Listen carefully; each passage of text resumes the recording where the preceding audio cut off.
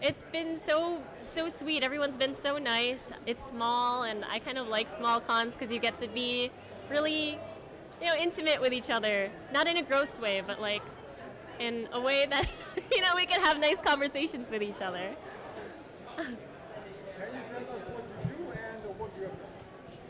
Sure. So I'm a voice actress. I'm also a former competitive gamer, and I'm an artist. I like to draw. Who was the first anime did you do and from what anime? Sure.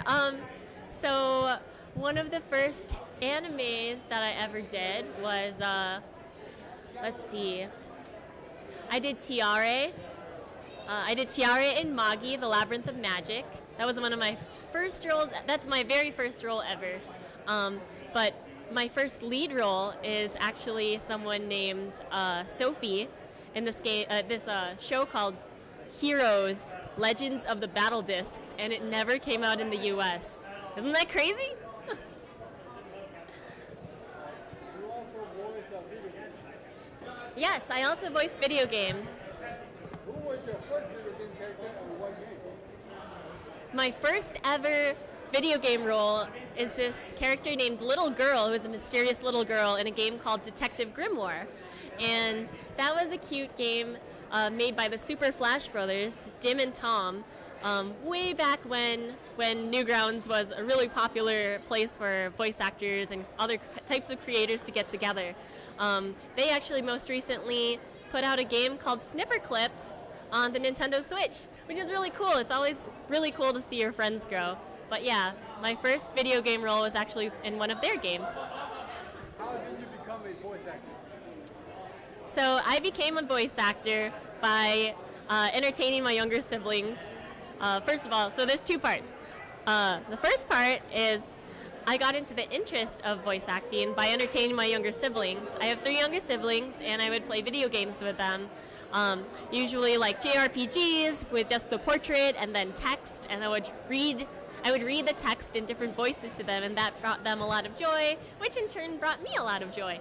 And then I ended up pursuing it more seriously, but I mean, the serious story is a very long story. I don't know how long you want your video to be, but yeah, I guess we're kind of rushing, unfortunately.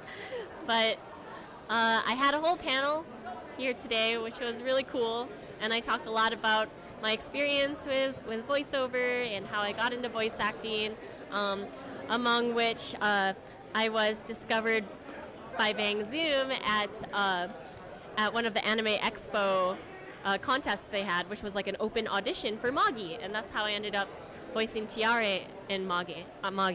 I also started doing even more professional voice acting by getting an agent. I'm represented by Abrams Artists Agency, and yeah, I guess there's many different steps of how I got into voice acting, but from my interest, it was just to entertain, and started with my siblings, and then from there on, it was just accidental happiness. What is your reaction when you hear you when the character talks? So when I watch my own character, what is my reaction when I hear my own character talk? So it depends on the character. I used to say if it was the closest to my natural voice, it would always be awkward, but I think I'm kind of over that now.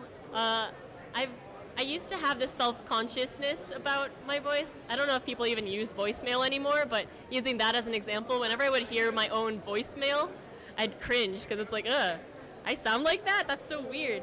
But I think over time you get used to hearing the sound of your own voice, and then it's not so strange anymore.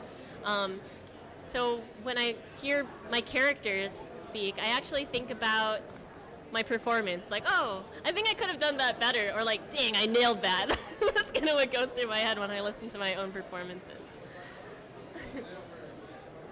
Have you done anything recently that you can tell us or talk about without getting in trouble? Yeah, man, all the things I could tell you that would get me in trouble.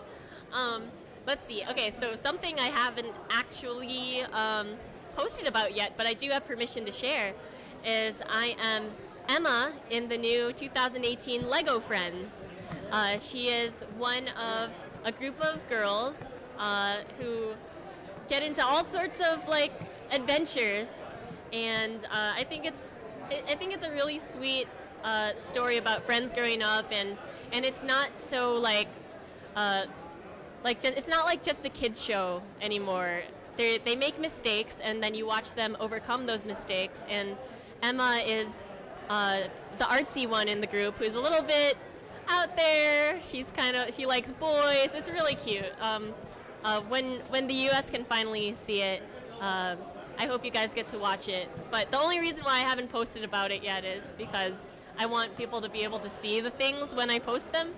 But this is one that I have permission to talk about, but can't actually share yet. That's the only reason why I'm holding it. Other than that, Square Enix's Octopath Traveler just came out very recently on the Nintendo Switch, and I voiced a few characters in that, including the final boss, so you can beat me up if you wanted to. If people wanted to get more info and updates on you, where can they go? Sure. So you can follow me on Twitter at Princess Aura. That's Princess AURA. And on Instagram, you can follow me at Princess Aura. It's Princess_AURA. And that's where you can follow me. By the way, I know that name is really cheesy. That's just like the gamer tag I came up with as a kid and could never actually let go. Multiple times I tried to change it, but every time I thought about it, I was like, no, that's a part of me, even though it's really cheesy. So yeah, follow me, see me post about random stuff and troll others on Twitter and Instagram or whatever. Sometimes I'll post random terrible singing, and I post about my roles. So yeah, keep up with me. Thank you very much for being with us today, everyone. Faye Mata. Bye, thank you, and see you at the next AnimeCon.